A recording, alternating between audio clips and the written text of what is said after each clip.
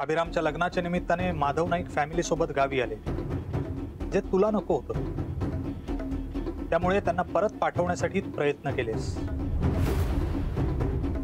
घरावर कोणाकडून तरी दगडांचा पाऊस पडला आणि तरीही निलिमा नाईक याला बधत नाहीये हे जेव्हा तुझ्या लक्षात आलं तेव्हा तू पुन्हा रघु काकांची मदत घेतलीस, हो ना? पानावर माधवचं नाव लिहून त्याच्यावर करणी करायचा प्रयत्न झाला.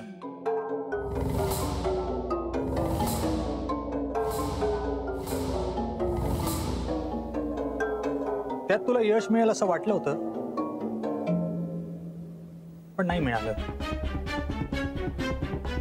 त्यात प्रॉपर्टीची वाटणी सगळ्यांसमोरच झाली, सगळे समोर असताना. तेव्हाही तुला असं वाटलं की सगळी प्रॉपर्टी आपल्या नावावर होईल, पण अण्णांनी सगळ्यांच्या नावावर प्रॉपर्टी केली.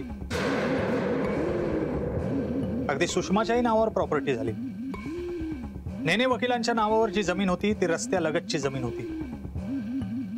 ती जमीन मिळावी यासाठी भांडणं सुरू झाली, वाद सुरू झाले, आणि तरीही ते जमीन सोडायला तयार नाहीत. म्हटल्यावर तुम्ही काय केलं?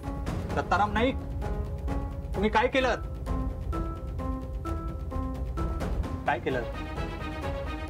बोल ना. मी सांगतो ना तावडे, कारण यांनी एवढं सगळं करून ठेवलंय ना की यांच्याही लक्षात नाही यांनी काय केलंय. यांनी हात चालाखीने ती फाईल स्वतःकडे काढून घेतली आणि सगळे कागद फाडून टाकले. अंगणामध्ये कागदपत्रांचा पाऊस पडला.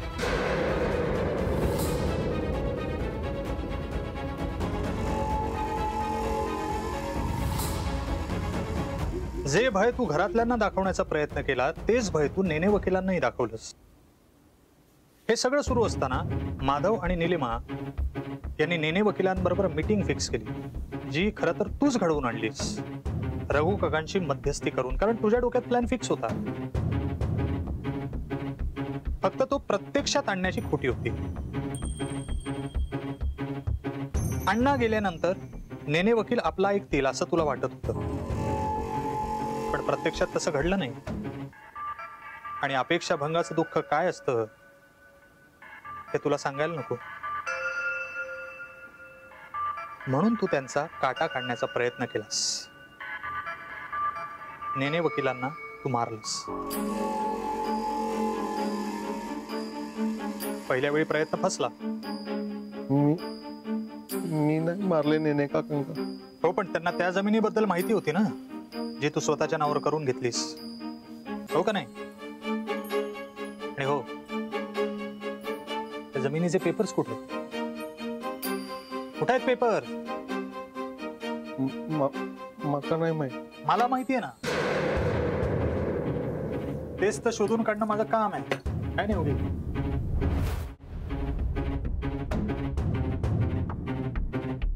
अजून किती वेळ ह्यांकावर थांबवणार आहोत? एवढी कसली चौकशी? एवढा यांनी काय केलं नाही? हा वहिनी शांत हो. शांत? तुम्ही असं बोलणारच. तुमची चौकशी व्हायत नाही हा ना? हे बघ, याआधी सगळ्यांची चौकशी झालेली आहे. अभिरामवर सुद्धा त्यांनी संशय घेतला होता, त्याचा मित्र असूनही. माधवची सुद्धा चौकशी झाली. एवढंच कशाला, माझी सुद्धा चौकशी झालीये. आपण त्यांना नाही थांबवू शकत. या बेड्या टाकून जेलमध्ये टाकतील तरी तुम्ही सगळी जण बघत राहशाल. अगं दत्तानी काही केलेलं नाहीये ना, मग त्याला का शिक्षा होईल? का घेऊन जातील त्याला? आता नेला नाही ना? अहो, कालपासून तो माणूस काय बोलत नाही. हा नुसते बसूनच. मका माहित त्यांची काय अवस्था झाली आधी. मी हात जोडते. माझ्या घोट या सगळ्यातून बाहेर काढा. बाहेर काढा. माझ्या पोरांचा तरी विचार करा. सरिता, शांत हो. हे बघ, दत्ता भाऊजी रागीट आहेत. पण ते असं काही करणार नाही, एखाद्याचा जीव घेणार नाहीत, हे आम्हाला सगळ्यांना माहिती आहे. आणि तरीही त्यांना काही झालं ना तर आपण काहीही करून त्यांना सोडवू. शहरातला मोठ्यातला मोठा वकील करू आपण त्यांच्यासाठी.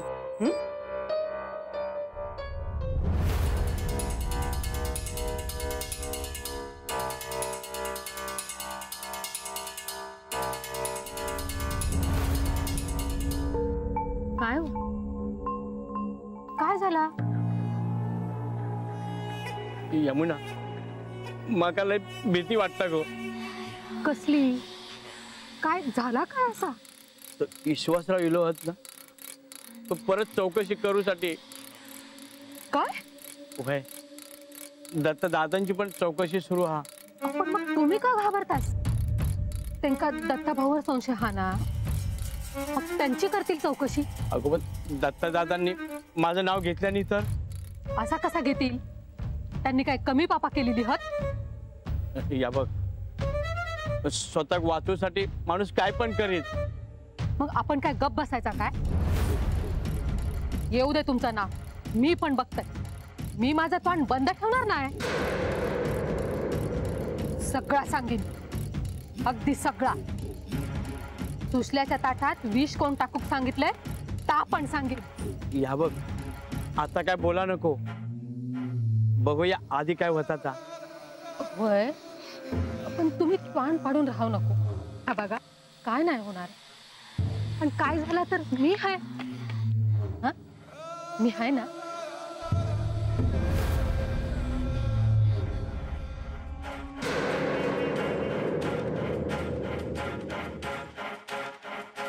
वर जाऊन बघते एवढी कसली चौकशी चालली हाती.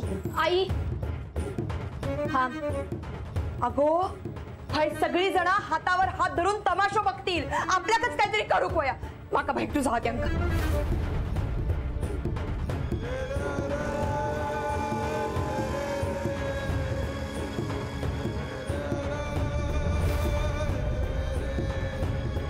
भेटून घ्या, भेटून घ्या. एकदा आत टाकलं की नाही भेटताय.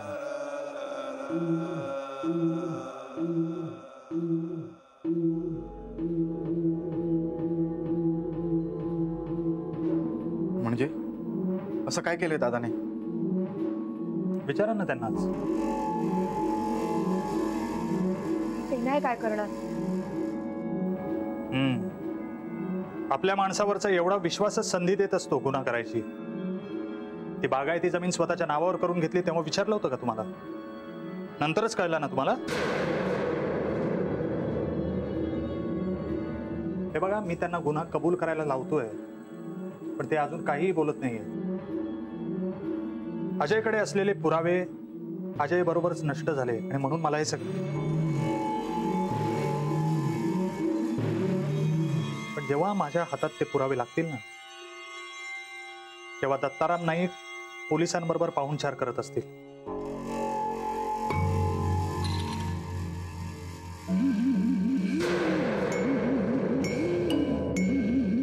त्यांना कबूल करायला सांगा लवकर. मी बाजूक रवा. पक्का बोलूच आहात त्यांच्याशी. सर का आई, आई अगं,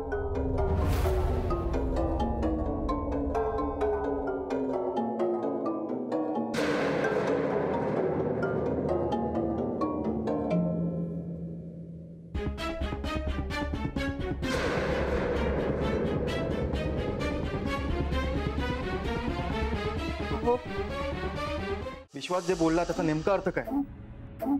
तुझं बोलणं झालं ना दादाशी? होय अभिरमा, मला असं वाटतं की दत्ताने आता जे काही आहे ना ते कबूल करण्याशिवाय त्याच्याजवळ काही पर्याय नाही.